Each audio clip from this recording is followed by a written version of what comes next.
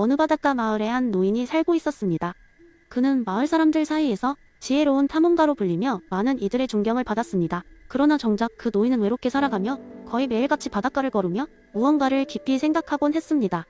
어느 날 마을의 젊은이들이 그 노인을 찾아와 인생의 길을 물었습니다. 노인은 그들에게 신비로운 섬 이야기를 들려주겠다고 했습니다. 이 섬은 세상에 존재하지 않는 깨끗한 섬으로 아무런 흔적도, 집도, 심지어 한 그루의 나무도 없는 그야말로 백지 같은 섬이라고 했습니다. 그리고 그 섬은 오직 경험과 배움으로 채워나갈 수 있다고 했습니다. 젊은이들은 호기심이 발동해 그 섬에 어떻게 갈 수 있는지 물었습니다. 노인은 그 섬에 가기 위해서는 아무것도 가져가지 않고 빈손으로 떠나야 한다고 답했습니다. 그들은 지식도, 편견도, 익숙한 것들도 전부 두고 그 섬으로 가야 한다고 했지요. 이에 몇몇 젊은이들은 그 뜻을 이해하지 못하고 포기했습니다. 그러나 몇몇은 노인의 가르침을 되새기며 모험을 떠나기로 결심했습니다. 그들은 자신들의 백지 같은 마음에 다양한 경험을 새기기 위해 세계를 여행하기 시작했습니다. 세계 각지에서 그들은 새로운 문화, 사람, 그리고 삶의 방식을 마주하게 되었고 각자 다른 경험을 통해 그들만의 지식을 쌓아갔습니다. 시간이 지나 젊은이들이 다시 마을로 돌아왔을 때 그들은 전혀 다른 사람들이 되어 있었습니다. 새로운 언어를 익히고 다양한 사람들을 이해하게 되며 심지어 몇몇은 자신만의 독창적인 생각과 작품을 만들게 되었습니다. 마치 그들 안에 있던 백지의 섬이 다양한 세계 물감으로 물들여진 것처럼 말입니다. 이 모습을 본 노인은 조용히 미소 지었습니다. 그는 젊은이들의 성공을 기뻐하며 자신의 젊은 시절도 떠올렸습니다. 그 또한 백지 같은 상태로 세상에 나오면서 스스로를 채워나가기 위해 많은 경험을 했던 것이지요. 그리고 그 경험들 속에서 인생의 지혜를 깨닫고 그것을 사람들과 나누기 위해 항상 그 바닷가를 거닐었던 것입니다. 젊은이들은 노인에게 감사 인사를 전하며 계속해서 그들의 섬을 더 다양한 색으로 바꿔나가겠다고 다짐했습니다. 노인은 그들이 자신들의 타블라, 나사를 충실히 채우며 살아가도록 남은 생을 온전히 그들을 위한 조언자이자 친구로 지내기로 했습니다. 이리하여 루크의 백지절은 이 마을에서 젊은이들이 자신의 인생을 경험과 배움으로 채우는 과정을 통해 큰 교훈을 주었습니다. 이는 삶이란 결국 우리 백지를 다양한 경험과 깨달음으로 채워나가는 여정임을 암시하며 새로운 시작과 더 나은 미래를 꿈꾸게 하는 힘이 되었습니다. 두 번째 이야기 한적한 시골 마을에 사는 한 젊은 농부 필립이 살고 있었습니다. 그는 이 마을에서 태어나고 자라며 평생 농사일을 해왔습니다. 마을 사람들은 그를 성실하고 믿음직한 사람으로 여겼지만 필립은 늘 뭔가 빠진 느낌을 받았습니다. 그가 매일같이 반복하는 일상은 안락했지만 동시에 답답했습니다. 필립은 자신의 삶에 큰 변화가 필요하다는 것을 알고 있었지만 무엇을 해야 할지 몰랐습니다. 어느 날 필립은 마을 축제에서 한 노인을 만났습니다. 노인은 낡은 책을 팔고 있었는데 그중 한 권이 필립의 눈길을 사로잡았습니다. 그 책은 알랭 바디우의 철학적 사상을 다루고 있었고 특히 진리 사건에 관한 내용을 깊이 탐구하고 있었습니다. 필립은 직감적으로 그 책을 사야겠다는 생각이 들었습니다. 그날 밤 그는 책을 읽기 시작했는데 그는 그동안 느껴왔던 답답함의 정체를 조금씩 깨달아가고 있음을 느꼈습니다. 며칠 후 필립은 전혀 예상치 못한 상황에 처했습니다. 그는 우연히 마을 근처의 작은 산기슭에서 이상한 금속 상자를 발견했습니다. 상자 안에는 고대 언어로 적힌 문서와 낡은 장치가 들어있었습니다. 필립은 이 상자가 작은 진리 사건이라고 느꼈습니다. 그는 이 상자를 통해 새로운 가능성을 탐구할 수 있을 거라는 강렬한 느낌이 들었습니다. 이 상자를 어떻게 해야 할지 고민하다가 결국 마을 도서관의 기록, 문서와 비교해보기로 했습니다.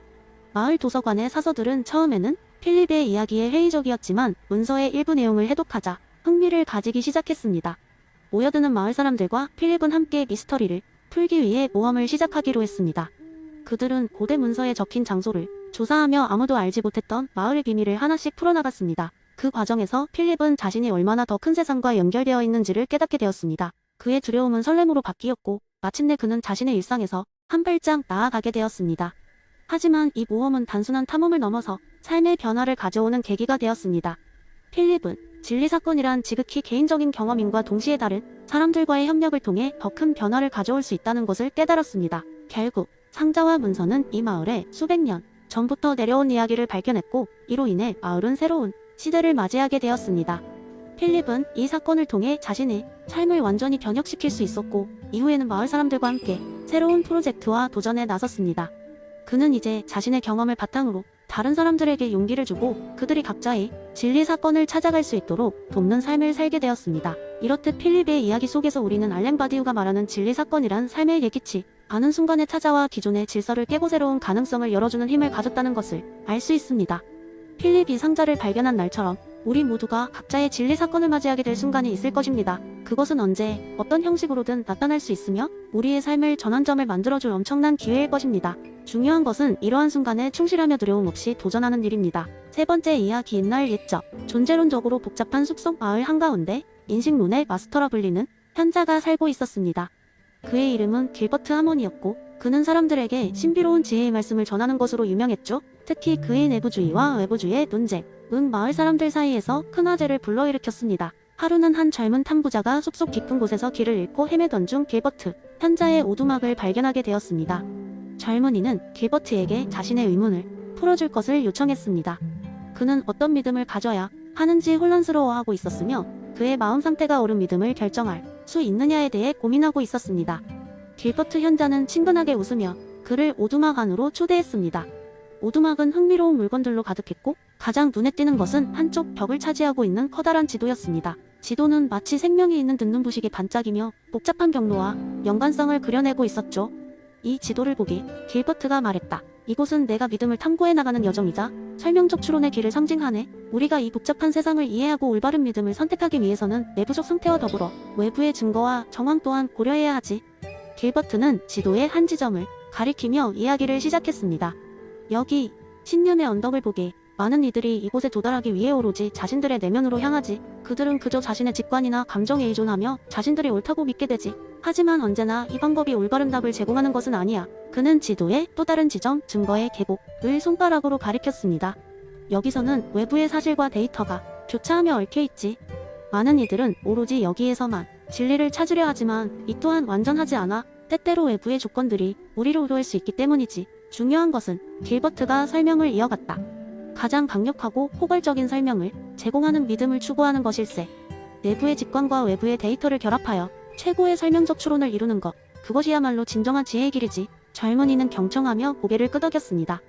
길버트의 말이 그의 마음속에서 공명하듯 울렸습니다. 그는 길버트에게 감사의 말을 전하며 이제 자신이 걸어가야 할 길이 무엇인지 조금이나마 알게 되었다고 말했습니다. 길버트 현자는 미소 지으며 젊은이를 향해 말했습니다. 세상의 복잡성을 두려워하지 말게. 그 안에서 조화로운 설명을 찾는 것, 그것이 내가 걸어가야 할 길이야.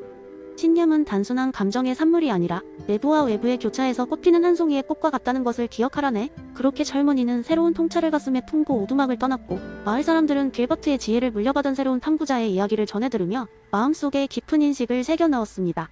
그리고 이 전설적 이야기는 세대에서 세대로 전해지며 길버트 하몬의 철학적 유산을 이어가게 되었습니다. 네 번째 이야기한 옛날 옛적. 나무로 둘러싸인 고즈넉한 마을에 살고 있는 젊은 남자 테오가 있었습니다. 테오는 항상 윤리적 딜레마 앞에서 갈등하곤 했습니다. 그는 사람들이 왜 도덕적 행동을 해야 하는지에 대한 의문을 가졌고 이는 그에게 수많은 밤을 깨어 지새우게 했습니다.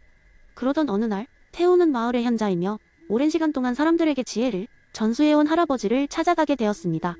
할아버지, 왜 우리는 도덕적이어야 하나요?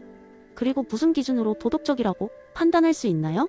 테오는 물었습니다. 할아버지는 부드러운 미소를 지으며 그건 맥스 셸러라는 학자가 말한 가치윤리라는 것에 대한 질문이구나?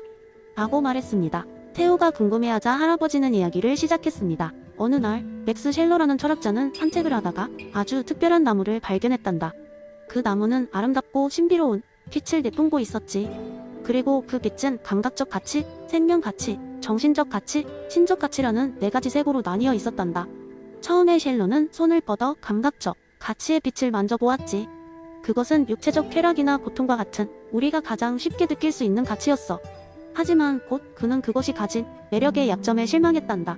그것은 지나가고 덧없는 가치였지. 테오는 고개를 끄덕이며 그럼 나무의 다른 빛은 어땠나요? 라고 물었습니다.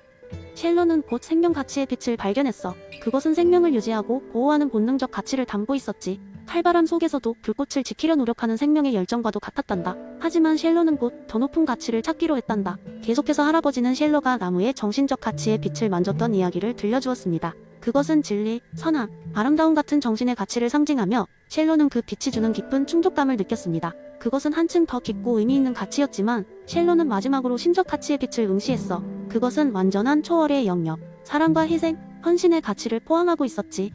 할아버지가 말을 멈추자 테오는 눈을 반짝이며 물었습니다.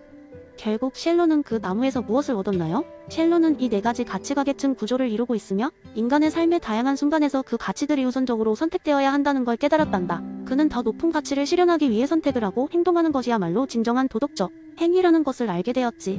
마치 신비로운 나무의 빛을 오랫동안 바라보며 각 빛의 의미와 중요성을 이해하고 그 빛을 자각적으로 자신의 삶에 비추는 것처럼 말이야. 테오는 깊은 깨달음을 얻고 마을로 돌아가면서 자신도 쉘러의 나무와 같은 도덕적 나침반을 찾겠다고 결심했습니다. 그는 이제 다양한 가치의 빛을 더 잘 이해하고 그것이 이끄는 길을 따라 더욱 도덕적인 삶을 살고자 했습니다. 이렇게 테오의 삶은 쉘러의 가치 윤리에 대한 새로운 이해와 함께 더욱 깊고 충만한 방향으로 나아갔답니다. 이 이야기는 사람들이 도덕적 결정을 할 때 어떤 가치가 진정으로 중요한지를 고민하도록 영감을 주었습니다.